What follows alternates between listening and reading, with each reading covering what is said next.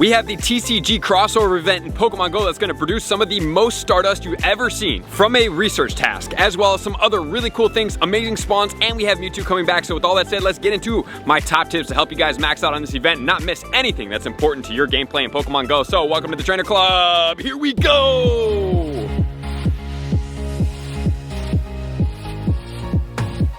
Welcome back, everybody. Let me know in the comments below, are you guys excited about the TCG crossover event in Pokemon Go? Super excited about this one. I can't wait to break down all my top tips to help you guys max out on Stardust, on future Stardust, on current shinies that are going to be out, on Pokemon that are going to be megas, as well as Meltan that's going to come back, that we have the potential to be able to get this shiny during this event. So I'm going to make sure you guys know everything that is going on to help you max out. So number one, when is this event going to take place? It is going to take place on Thursday at 10 a.m. local time everywhere. And then that's going to go for 2 weeks. Yes, 2 weeks this event is going on. Man, this is so exciting. All the way until Thursday the 30th at 8 p.m. local time. We're going to have brand new Pokemon, including the Pikachu with the TCG hat on. For anybody out there that is a shiny collector, this would be a great shiny to get. We have Wimpod as well as Golisopod that are going to be released as brand new Pokemon in Pokemon Go. We have Meltan to be able to get from the shinies. I will have a video coming out tomorrow to help you guys make sure you get that. We have Ditto that's going to be making its way into more disguises in Pokemon Go. As of right now, Bidoof, Spinarak, as well as Numel are going to be those Pokemon. As of right now, we will be reporting back as more do come out. And we also have Solrock and Lunatone that are going to make their way everywhere in Pokemon Go. I'm going to adjust this camera while we're talking. And so those are going to be everywhere, anywhere you can be. They are not going to be regional during this event, so you guys definitely make sure to get that. And then finally, we have spawns,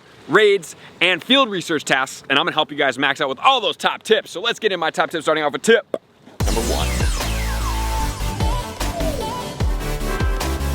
Tip number one is going to be all about the spawns during this event that are going to be amazing, right? We really want to get after this. So what do we have to do in Pokemon Go and focus on in the TCG event? So the spawns are as follows. We do have Bulbasaur and Ivysaur, Squirtle, Wartortle, and we also have Charmander as well as Charmeleon. Those Pokemon are going to be spawning in the wild. So the second evolutions, the Ivysaur, the Charmeleon, as well as the Wartortle are all going to be producing guaranteed 1 XL candy, which is great, and extra Stardust, which is amazing. But from these Pokemon, they all have shinies, except for the second evolutions. They are not shiny in the wild. They all have megas that are pretty effective megas. As of right now, they are all topping the categories for their respective typings. And after we go over this, we are going to go into the PvP stats as well for some of these Pokemon. So all of them could potentially use 296 XL candy and they'd be pretty effective. So that is definitely something to focus on, get the shinies, and then obviously we could potentially wait till the end of the year. We might have some of the more Calm Day classics come back to be able to get you the moves without having to use an elite charge TM to get Blast Burn, Hydro Cannon, or Frenzy Plant. We have Alolan Rattata, which is going to be good if you guys are looking to get that extra small rat badge. So for that, I would suggest going in there with a bunch of people and telling everybody to save their rats if you're looking to get that platinum badge, because you do need 1,000, which is quite steep. Then we're going to have the Pikachu. This Pikachu is going to have a hat, and it's more than likely not going to be evolvable, but we'll see once that event comes out. We have Slowpoke in here. Slowpoke is going to have a Mega Evolution, which is going to be a Psychic and a Water type combination, which is great for catching Mewtwo with the Psychic type to be able to get you extra XL candy, and then the Water typing, which could contribute towards getting extra XL candy for something like Squirtle. So having those dual typings is always good. And then we have Magikarp. Magikarp is going to go into Gyarados. Gyarados is effective for PvP, but it is also going to be a Mega as well. That's going to be a Water and a Dark type combination that is definitely effective. And then we also have Eevee as well as Spinarak, and Eevee is going to have evolutions. So that's something that we are definitely going to want to check out, and Spinarak does have a cool shiny out there. Then we have Natu, Aipom, and Numel, and just remember that Camerupt from Numel is also going to have a Mega Evolution, so it's definitely going to be something that you do want to focus on. And then we have Bidoof, Pidove, as well as Wimpod. And if you are lucky, there's going to be 5 rarer spawns during this event, which are going to include Onix. Remember, Onix does go into Mega Steelix, is a dual type ground and steel type, which is very good for boosting XL candy. We also have Chansey, that's going to be a great gym defender, but Blissey is going to be an even better gym defender. Snorlax is going to be out there, which is also really good gym defender, and also a great Pokemon for a certain place in PvP. Then we have Dragonite. Yes, Dragonite is making its nostalgic debut back into Pokemon Go, which is incredible. It's going to give you guaranteed 2 XL candy, extra Stardust, and it's going to contribute towards Dragonites. I mean, if you have a good Dragonite, you might as well just catch this one. It's great to see this Pokemon. It does run quite often, and this one is not going to be shiny, and then neither is going to be the Slaking. Slaking is going to be spawning in the wild. Once again, 2 XL candy on this Pokemon. It is the highest CP Pokemon in the game without the Megas involved, but I don't like it sitting at the top of my bag, so I would suggest not powering it up. Now, yeah, it can be a gym defender, but at the same time, I just don't particularly care for the look of that Pokemon, especially sitting at the top of my bag. Do whatever you like, though, which is now going to move us into PvP. Starting off, we gotta stick with the Venusaur, ranked 66 in the Great League, with Vine Whip, Frenzy Plant, and Sludge Bomb. 100% IV is gonna be a 0-14-11. And then Ultra League is gonna be ranked 18 in the Shadow, 26 in the non-Shadow. 100% PvP IVs is gonna be a 1-15-14. And then we have Charizard in the Ultra League, ranked 35, with Dragon Breath, Blast Burn, and Dragon Claw. Remember, Blast Burn and also Dragon Breath are going to be Calm Day moves, which are going to require Elite TMs. 0-13-15 for the 100% IVs. And then we have Blastoise in the Great League, ranked 85 with Water Gun, Hydro Cannon, Calm Day move, and Ice Beam. 100% IV is at 1-15-15. And in the Ultra League, it's going to be ranked 31 at a 0-13-15. And then we have Gyarados. That's going to be 36 as a Shadow, 55 in the non-Shadow in the Ultra League. With the moveset of Dragon Breath, Aqua Tail, and Crunch, 100% IV is a 0-15-14. And in the Master League, it's going to be a 16 and an 18 rank. And then we have Snorlax in the Great League, 56 for the Shadow, 90 for the non-Shadow, with the moveset of Lick, Body Slam, and Superpower. 100% IVs is going to be a 1-15-14. And in the Ultra League, it's going to be ranked 25 and 64, 100% IVs, 0-12-15. However, in the Ultra League, we are taking Superpower and we are changing it into Earthquake. And in the Master League, it is ranked 15 and 47, and this is going to require the 100% normal IVs of all 15s. And then in the Master League, we also have Dragonite, ranked 12 in the non-Shadow, 21 in the Shadow, and 100% IVs all the way maxed out at level 15. So this is a great one to be able to lucky trade, and you also don't need any Elite TMs to be able to get this. And some of you guys may be like, what about Golisopod? It is ranked 400 in the Great League and 200 in the Ultra and the Master League. And then we have Umbreon, ranked 46 in the Great League at a 0-15-15, and ranked 30 in the Ultra League. 100%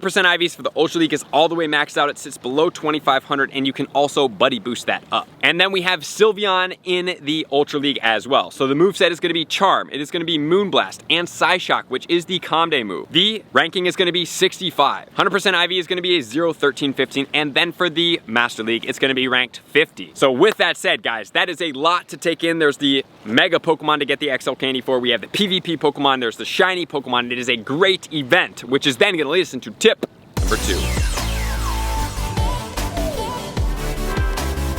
Tip number 2 is going to be all about the field research, because it is going to be the biggest yielding Stardust potential field research in Pokemon Go besides 1 or 2 Pokemon. So these Pokemon are going to be 3rd tier evolutions that we have in there. We have Venusaur, we have Charizard, and we have Blastoise. It is an incredible Stardust strategy. So I hope you guys are ready for this, and I'm going to give it to you right now. Catch 10 Pokemon, you can get raspberries. Remember, you can feed raspberries for gyms to get Stardust. So that's one thing that you could do. We have catch 15 Pokemon that can give you either a Charmeleon, a Wartortle, or an Ivysaur. And normally you'd be like, oh, that's a 2nd tier evolution. Billy always says to save these. Like, yeah, they're great. And if they are really, really common tasks, I suggest that you still do that. The Ivysaur is going to be 728. Charmeleon is going to be 708, and the Wartortle is going to be 637 for those 100% IVs, especially because they do have Megas that are effective, so you do want those 100% IVs. We have catch 25 Pokemon, which is going to be a Venusaur, or a Charizard, or a Blastoise. One of the 3 you're going to get. They do have shinies, so you can get them as shinies from the field research. And they are 3rd tier evolution Pokemon, which means they're going to yield a whole lot more Stardust.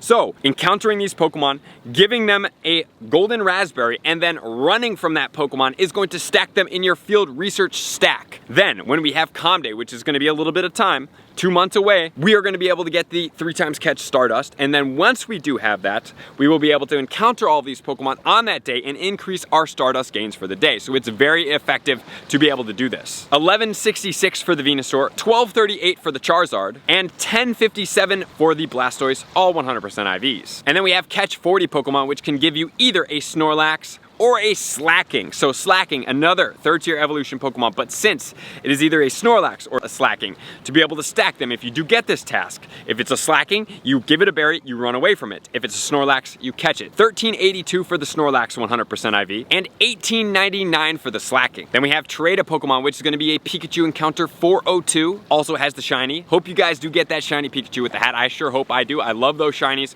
I'm not a crazy shiny collector, but I do enjoy the Pikachu with the hat because we kind of have this unique relationship where it seems to never show up for me. Then we have Spin 5 Pokestops or Gyms, which is going to be a Wimpod 205 for the 100% IV. Transfer 10 Pokemon, which is going to be 5 Pokeballs. And then we have a task that we don't know yet, but it is going to be a Dragonite encounter, which is another one. I would say give it a Silver Pineapple Berry and then run from it and save it in your task. This line of field research is the absolute most third evolutions I have ever seen in my life. It is going to change the game for you guys. So with all that said, let's get into tip number 3.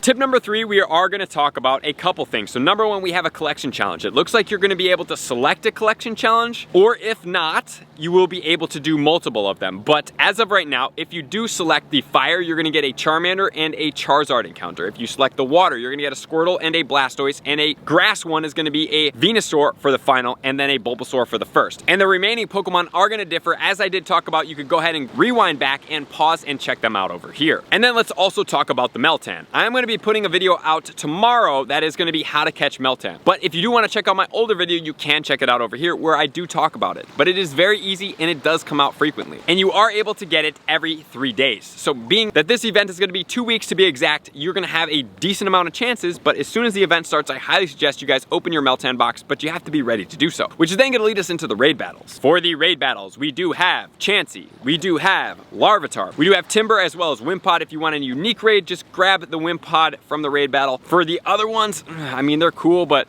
honestly, at this point, I would probably not raid for any of these. You can catch a lot of them in the wild. The Timber, not. I think at some point we'll have a Timber Calm Day. I'm not 100% on that. As far as the 3-star raids, we are going to be getting Alolan Executor, Snorlax, Dragonite, as well as Slaking. Once again, not really the biggest fan of these raids. You could do Snorlax raids, but that's shiny lock. You're paying for the shiny to try to get it at that point, which is basically gambling. And then, as far as the 5-star raids, we do have Mewtwo. If you want to see the counter guide, check it out over here. And then we do have Mega raids. So stock up on any of the Mega Energy you do need for these Pokemon. Remember that having these Pokemon at Mega level 3 is going to yield you so much XL candy when they are at that level. So I would suggest that you do each of these because we do, especially the Charizard. The Charizard can do fire, it can do dragon, it can do flying. We do have the Blastoise, which if you have a Gyarados, you don't really need the Blastoise, but the Blastoise is a more effective attacker. But then we also have Venusaur, which does boost poison, and it also does boost grass. So that is gonna be a thing for you guys. So the event, what is the main focus? Number 1, field research tasks are huge for Stardust gains.